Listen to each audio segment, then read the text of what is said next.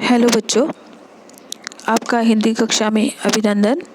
मैं Raja Ram memorial public senior secondary school की हिंदी अध्यापिका सीमा कौशिक आज आपको स्वयं प्रकाश जी द्वारा रचित पाठ नेताजी का चश्मा पढ़ाने जा रही हूँ।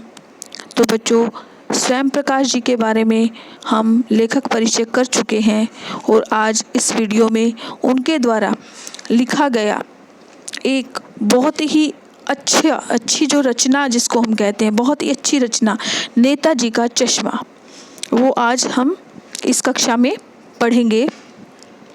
तो बच्चों, ये पाठ शुरू करने से पहले हम नेताजी का चश्मा इस पाठ के बारे में थोड़ा जान लेते हैं।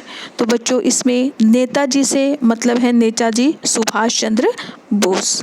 तो नेताजी के चश्मे के बारे में बात की जा रही है यहाँ पर।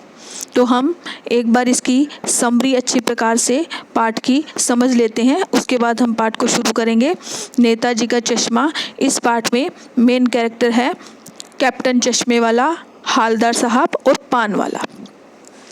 तो जो हालदार साहब है वो एक कंपनी में काम कर रहे होते हैं। वो कंपनी में के काम से हर 15वें दिन जो है काम के सिलसिले में अपने कस्बे से निकलते थे। अब जिस कस्बे में वो रहते थे तो बहुत बड़ा नहीं था, थोड़े बहुत मकान थे जो ज़्यादा पक्के भी नहीं थे। वहाँ पर मकान, बाज़ार है, वहाँ एक ही बाज़ार था। लड़कियों के लिए जो है एक लड़कों का स्कूल था, एक लड़कियों का स्कूल था। 2 ओपन एयर थिएटर थे, वहाँ पर एक म्यूनसिपैलिटी थी। तो इस तरह से, और वहाँ पर ज़्यादा कुछ ऐसा नहीं था। और जो म्यूनसिपैलिटी थी वो क्या कराती थी, वो म्यूनसिपैलिटी थोड़ा बहुत जो काम है, कहीं जो टॉयलेट्स बनवा दिए हैं, कहीं कुछ और छोटा मोटा काम करवा दिया है, कहीं पे जो है कोई कबूतरों की छतरी बनवा दी है, कहीं पर कवि सम्मेलन करवा देते थे, इस तरह से। लेकिन एक बार क्या हुआ था कि नगर पालिका के एक अधिकारी ने क्या किया, वहाँ पर एक नेताजी की, सुभाष चंद्र बोस जी की एक मूर्ति बनवाई। वहाँ पर एक ड्राइंग अध्यापक थे, उनको ये काम सौंपा गया। अब इसमें ये कैरेक्टर ड्राइंग अध्यापक का कैरेक्टर भी है, तो उनका बारे में भी हम पढ़ेंगे इसमें। तो उनको सौंप दिया जाता है काम। तो अब बनाई जाती है नेताजी की मूर्ति, तो वहाँ पर लगा दी जाती है। अब क्या होता है कि नेताजी की जो मूर्ति होती है वो पूरी तो संगमरमर की होती है, लेकिन उसमें क्या होता है, उसमें जो चश्मा होता है वो जो रियल चश्मा होता है वो होता है। अब हालदार साहब जब कस्बे से गुजरते थे तो पान वाले की दुकान पर रुकते थे। वहाँ पर जब सामने चौराहे पर देखते हैं नेताजी की मूर्ति लगी हुई है, अब देखकर उनको बहुत अच्छा लगता है और देखते हैं कि पूरी तो संगमरमर की मूर्ति है, लेकिन उस पर जो चश्मा है वो रियल चश्मा लगा हुआ है।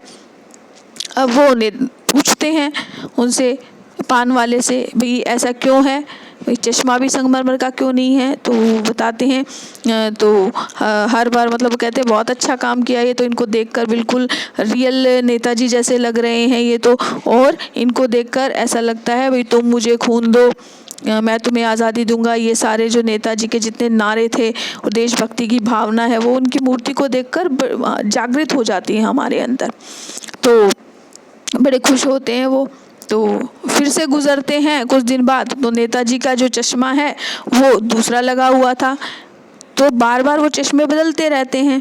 अब वो पान वाले से पूछते हैं कि ऐसा क्यों है, हर बार बदल जाता है चश्मा।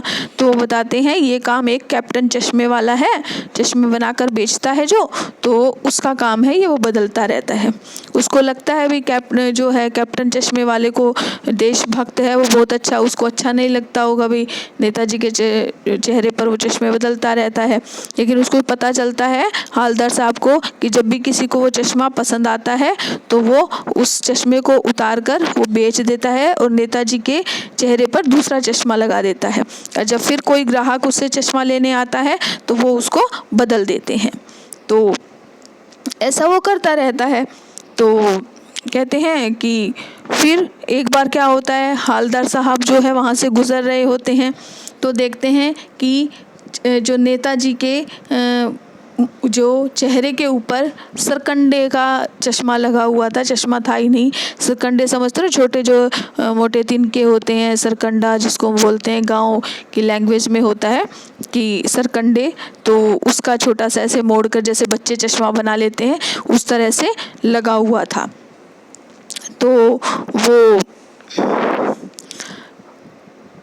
देखकर उनको बड़ी हैरानी होती है कि भाई ऐसा क्यों है। वो पूछते हैं पान वाले से, पान वाला बड़ा उदास होता है, बहुत उसको लगता है कि भाई ऐसा क्यों है। तो वो कहते हैं भाई बताओ मुझे क्यों ऐसा हुआ। तो बताता है कि कैप्टन चश्मा वाला नहीं रहा। तो ये आखिर में जो कहानी है थोड़ा इमोशनल भी हो जाती है, इसमें एक तरह का व्यंग्य भी किया गया है। तो अब हम इसको पढ़ेंगे। तो बच्चों, मैंने आपको समरी इसलिए बताई आपको कि आपको जब पाठ पढ़ें आप तो आपको बहुत अच्छे से समझ आ जाए। और इसका जो आखिर में जो इमोशंस हैं वो मैंने बहुत अच्छे से आपको समरी में इसलिए नहीं बताए कि जब आप इस पाठ को पढ़ें तो पूरी बहुत अच्छे प्रकार से पढ़ें, और आखिर में जो भावना जो देशभक्ति की भावना, जो भावनाएं आपके मन में आनी चाहिए वो भावनाएं अच्छी प्रकार से आ सके। तो इसको बड़े ध्यान से समझिएगा, सुनिएगा। तो हम शुरू करते हैं। नेताजी का चश्मा। तो देखो, हालदार साहब को हर 15वें दिन कंपनी के काम के सिलसिले में उस कस्बे से गुजरना पड़ता था।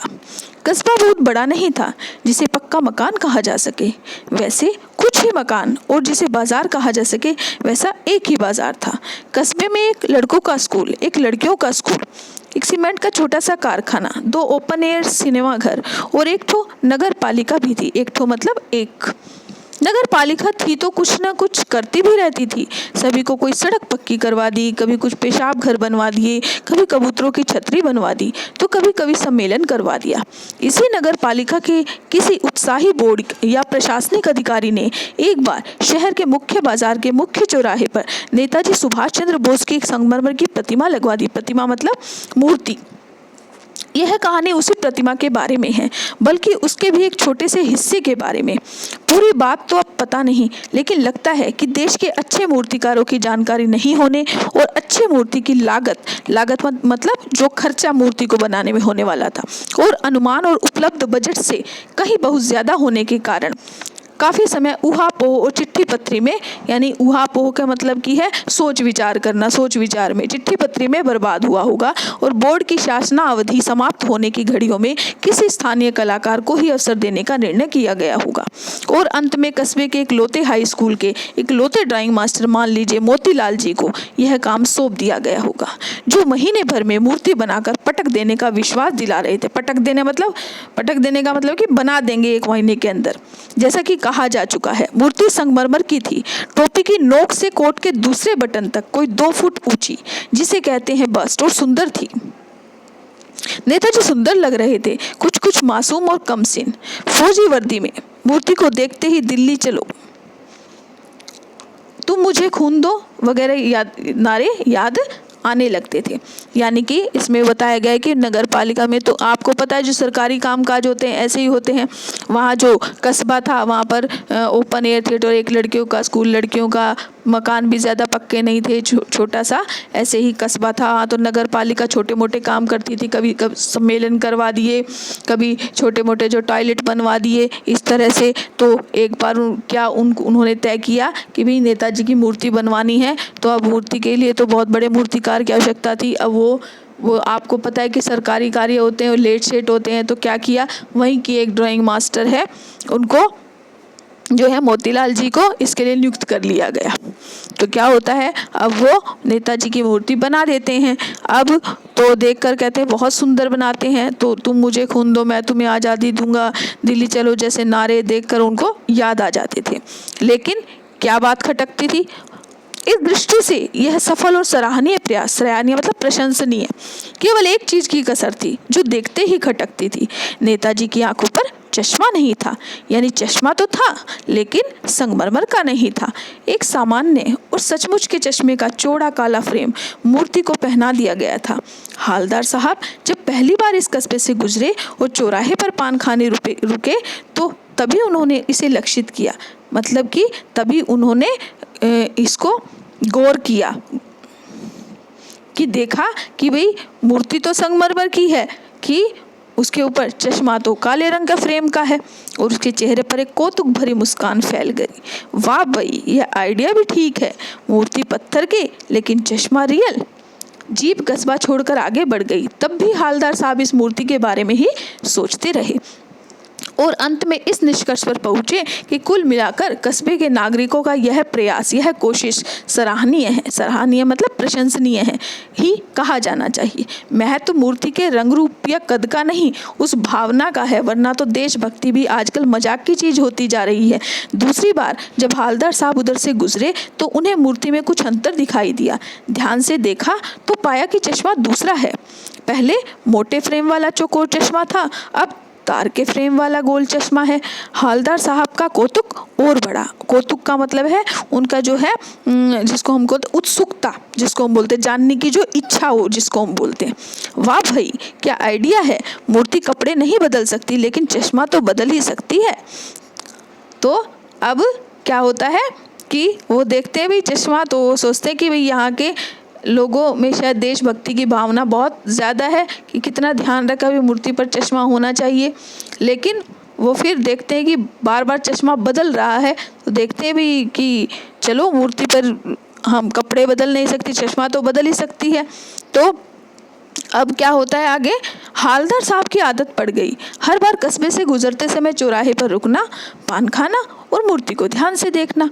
एक बार जब कौतूहल दुर्दमनीय हो उठा, दुर्दमनीय मतलब कि उनका जो उत्सुकता थी बहुत ज़्यादा हो गई, मतलब उनसे रुका नहीं गया, हो उठा, तो पान वाले से ही पूछ लिया, क्यों भाई क्या बात है, यह तुम्हारे नेताजी का चश्मा हर बार बदल कैसे जाता है। पान वाले के खुद के मुंह में पान ठूसा हुआ था। वह एक काला, मोटा और खुशमिजाज आदमी था। हालदार साहब का प्रश्न सुनकर वह आंखों ही आंखों में हंसा। उसकी तोंद थिरकी। पीछे घूमकर उसने दुकान के पीछे पान थूका और अपनी लाल काली बत्ती सी दिखाकर बोला, कैप्टन चश्मे वाला करता है।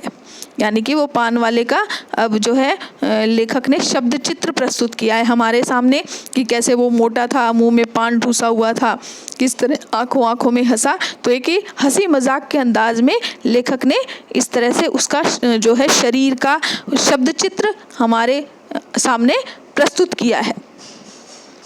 तो अब वो पूछता है भी क्या होता है, उत्सुकता इतनी हो जाती है हालदार साहब को, तो पूछता है भी ये बत्ती सी दिखाकर, यानी कि बहुत ज़्यादा हंसते हुए अपने दांत दिखाकर कैप्टन साहब को बोलता है, हालदार साहब को बोलता है कि ये सारा काम तो कैप्टन चश्मे वाला करता है।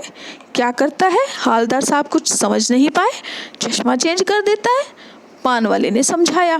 क्या मतलब, क्यों चेंज करता है? हालदार साहब अब भी नहीं समझ पाए। कोई गिराक आ गया समझो। गिराक मतलब ग्राहक, ठीक है ना, जो खरीदने आया, उसको चौड़े चौखट चाहिए तो कैप्टन किधर से लाएगा। चौड़े चौखट चाहिए तो कैप्टन किधर मतलब कहाँ से लाएगा। तो उसको मूर्ति वाला दे दिया, यानी कि किसी को चौड़े चौखट चाहिए, यानी चौड़े फ्रेम का चश्मा चाहिए, समझ रहे हो ना। चौड़े फ्रेम का चश्मा चाहिए तो कैप्टन कहाँ से लाएगा, तो उसको मूर्ति वाला दे दिया, उधर दूसरा बिठा दिया। मतलब कि जिसको नेताजी के आंखों पर लगा हुआ चश्मा पसंद आ गया, वो उसको उतार कर वहाँ चश्मा वो चेंज कर देते थे और आगे दूसरा चश्मा उसके ऊपर लगा देते थे। अब हालदार साहब को बात कुछ कुछ समझ में आई। एक चश्मे वाला है जिसका नाम कैप्टन है, उसे नेताजी की बगैर चश्मे वाली मूर्ति बुरी लगती है, बल्कि आहत करती है। आहत करती है मतलब दुखी करती है, मानो चश्मे के बगैर नेताजी को असुविधा हो रही हो। इसलिए वह अपनी छोटी सी दुकान में उपलब्ध गिने चुने फ्रेमों में से एक नेताजी की मूर्ति पर फिट कर देता है। लेकिन जब कोई ग्राहक आता है और उसे वैसे ही फ्रेम की दरकार होती है, दरकार मतलब ज़रूरत होती है, जैसा मूर्ति पर लगा है, तो कैप्टन चश्मे वाला मूर्ति पर लगा फ्रेम संभवतः नेताजी से क्षमा मांगते हुए लाकर ग्राहक को दे देता है और बाद में नेताजी को दूसरा फ्रेम लौटा देता है। वाह भाई खूब, क्या आइडिया है। लेकिन भाई एक बात अभी भी समझ में नहीं आई। हालदार साहब ने पान वाले से फिर पूछा, नेताजी का ओरिजिनल चश्मा कहाँ गया। पान वाला दूसरा पान मुंह में ठूस चुका था। दोपहर का समय था, दुकान पर भीड़ भाड़ अधिक नहीं थी। वह फिर आंखों ही आंखों में हंसा। उसकी तोंद थिरकी। तोंद मतलब जो पेट होता है वो हिला। कत्थे की डंडी फेंक। पीछे मुड़कर उसने नीचे पीक थूकी, यानी कि पान खाकर जो थूकते हैं पीक। पीक थूकी और मुस्कुराता हुआ बोला, मास्टर बनाना भूल गया। यानी कि वो बताता है कि भाई चश्मा जो है, जिसने मूर्तिकार जो मास्टर जी मोतीलाल थे, वो चश्मा ही बनाना भूल गए। पान वाले के लिए एक मज़ेदार बात थी, लेकिन हालदार साहब के लिए चकित और द्रवित करने वाली बात थी। चकित और द्रवित का मतलब हैरान करने वाली बात थी उनको, यानी वे ठीक ही सोच रहे थे। मूर्ति के नीचे लिखा, मूर्तिकार मास्टर मोतीलाल। वाकई कस्बे का अध्यापक था। बेचारे ने महीने भर में मूर्ति बनाकर पटक देने का वादा कर दिया होगा। बना भी ली होगी, लेकिन पत्थर में पारदर्शी चश्मा कैसे बनाया जाए, कांच वाला यह तय नहीं कर पाया होगा, या कोशिश की होगी कि असफल रहा होगा, या बनाते बनाते और कुछ बारीकी के चक्कर में चश्मा टूट गया होगा, या पत्थर का चश्मा अलग से बनाकर फिट किया होगा। और तो देखो, अब वो अंदाज़ा लगा रहे हैं, शायद मूर्तिकार को बनाना नहीं आया होगा, वो तो मास्टर ही थे, ठीक है ना। वो ऐसे कोई बिल्कुल प्रोफेशनल मूर्तिकार तो थे नहीं। और या फिर हो सकता है पत्थर का चश्मा नहीं बनाया, या भूल गए होंगे, या बनाया भी हो गया तो टूट गया होगा। और तो कहते हैं कि भाई पत्थर का बनाया होगा तो क्या पता निकल गया, टूट गया। उफ, हालदार साहब को यह सब कुछ बड़ा विचित्र और कौतुक भरा लग रहा था, अजीब लग रहा था, उत्सुकता भरा लग रहा था। विचित्र मतलब अजीब था, कौतुक भरा, उत्सुकता से भरा हुआ। इन्हीं ख्यालों में खोए खोए पान के पैसे चुकाकर चश्मे वाले की देशभक्ति के समक्ष नतमस्तक होते हुए वह जीप की तरफ चले। फिर रुके, पीछे मुड़े और पान वाले के पास जाकर पूछा, क्या कैप्टन चश्मे वाले नेताजी का साथी है, या आज़ाद हिंद फौज का भूतपूर्व सिपाही। पान वाला नया पान खा रहा था। पान पकड़े अपने हाथ को मुंह से 1.5 इंच दूर होकर उसने हालदार साहब को ध्यान से देखा, फिर अपनी लाल काली बत्ती सी दिखाई और मुस्कुरा कर बोला, नहीं साहब, वो लंगड़ा क्या जाएगा फौज में, पागल है पागल। वो देखो वो आ रहा है, आप उसी से बात कर लो। अब देखो कि वो फिर से पूछते हैं मुड़कर कि भाई नेताजी कि मतलब देखकर इतनी क्या, शायद वो देशभक्त है, कोई भूतपूर्व सिपाही है, आज़ाद हिंद फौज का कोई ऐसा सिपाही है कि भाई वो उसको नेताजी का जो बिना चश्मे की मूर्ति उसको अच्छी नहीं लगी, वो फ्रेम लगाता उस पर बार बार, तो पूछता है उससे। तो वो फिर से हंसते हुए बोलता है, क्या साहब आप भी बात करते हैं, यानी कि कैप्टन चश्मे वाला तो लंगड़ा है, वो क्या फौज में खाक जाएगा, वो तो पागल है। अब सामने से वो आ रहा है, तो वो कहते हैं, हालदार साहब को पान वाला कहता है, अब आप ही उसी से बात कर लो, वही बताएगा, फ़ोटो वोटो छपवा दो उसका कहीं। हालदार साहब को पान वाले द्वारा एक देशभक्त का इस तरह मजाक उड़ाना जाना अच्छा नहीं लगा। मुड़कर देखा तो अवाक रह गए, हैरान रह गए। एक बेहद बूढ़ा मरियल सा लंगड़ा आदमी, सिर पर गांधी टोपी और आंखों पर काला चश्मा लगाए, एक हाथ में एक छोटी सी संदूकची और दूसरे हाथ में एक बांस पर टंगे बहुत से चश्मे लिए, अभी अभी एक गली से निकला था और अब एक बंद दुकान के सहारे अपना बांस टिका रहा था। तो इस बेचारे की दुकान भी नहीं, फेरी लगाता है।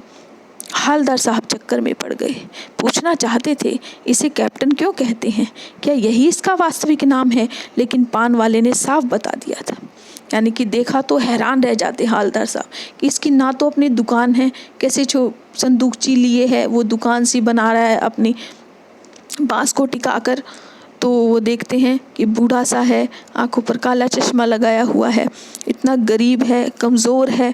तो पूछते हैं कि भाई इसको कैप्टन क्यों कहते हैं, क्या यही इसका वास्तविक नाम है। तो पान वाला अब बताता है कि वह इस बारे में और बात करने को तैयार नहीं। ड्राइवर भी बेचैन हो रहा था, काम भी था। हालदार साहब जीप में बैठकर चले गए। 2 साल तक हालदार साहब यानी कि अब वो वहाँ से निकल जाते हैं, अपने काम के सिलसिले में उस कस्बे से गुजरते रहे और नेताजी की मूर्ति में बदलते हुए चश्मों को देखते रहे। कभी गोल चश्मा होता तो कभी चौकोर।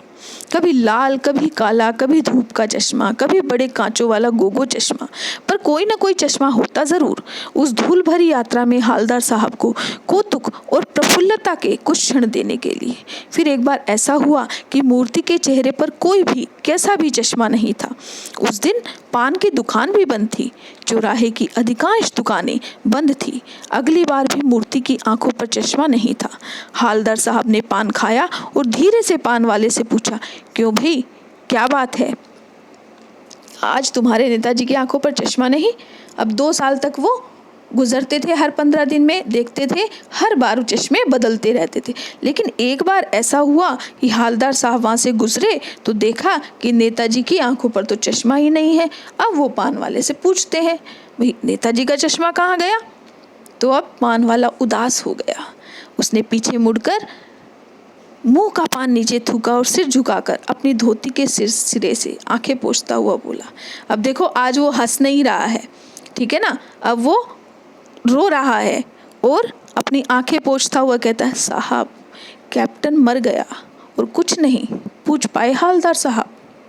कुछ पल चुपचाप खड़े रहे, फिर पान के पैसे चुकाकर जीप में आ बैठे और रवाना हो गए। बार बार सोचते क्या होगा उस कौम का जो अपने देश की खातिर घर गृहस्थी, जवानी, जिंदगी सब कुछ होम कर देने वालों पर भी हंसती है और अपने लिए बिकने के मौके ढूंढती है। दुखी हो गए। 15 दिन बाद फिर उसी कस्बे से गुजरे। कस्बे में घुसने से पहले ही ख्याल आया कि अब पान वाला देखो कितनी अब इमोशनल, मतलब शब्दों के द्वारा कि ये शब्द पढ़कर ही मेरा गला भर आया है कि वो क्या कहते हैं कि कैप्टन मर गया और कुछ नहीं पूछ पाया। यानी कि वो कैप्टन के बारे में ये सुना कि कैप्टन नहीं रहा तो हालदार साहब उस पान वाले से आगे कुछ भी नहीं पूछ पाए। यानी कि चुपचाप खड़े रहकर जीप में बैठे पान लेकर रवाना हो गए। अब वो सोचते रहे, कौम का जो अपने देश की खातिर घर गृहस्थी, जवानी, जिंदगी सब कुछ होम देने वालों पर भी हंसती है कि भाई ऐसे लोग भी हैं इस दुनिया में जो देशभक्तों के ऊपर हंसते हैं और अपने लिए बिकने के मौके ढूंढती हैं। दुखी हो गए। अब वो कहते 15 दिन बाद फिर वहाँ से गुजरते हैं। वो होम कर देने का मतलब क्या होता है? सब कुछ न्यौछावर कर देने वालों पर भी लोग हंसते हैं और अपने लिए बिकने के मौके ढूंढती है। अब दुखी हो जाते हैं हालदार साहब, सोचते हैं अब फिर वो कस्बे में से गुजर रहे हैं। कस्बे में घूमने से पहले ही ख्याल आता है उनको फिर से कस्बे की हृदय स्थली में सुभाष की प्रतिमा अवश्य ही प्रतिष्ठापित होगी। लेकिन सुभाष की आंखों पर चश्मा नहीं होगा क्योंकि मास्टर बनाना भूल गया और कैप्टन मर गया। सोचा आज वहाँ रुकेंगे नहीं, पान भी नहीं खाएंगे, मूर्ति की तरफ देखेंगे भी नहीं, सीधे निकल जाएंगे। ड्राइवर से कह दिया चौराहे पर रुकना नहीं, आज बहुत काम है, पान आगे कहीं खा लेंगे। लेकिन आदत से मजबूर आंखें चौराहा आते ही मूर्ति की तरफ उठ गई। कुछ ऐसे देखा कि चीखे, रुको। जीप स्पीड में थी। ड्राइवर ने जोर से ब्रेक लगाया।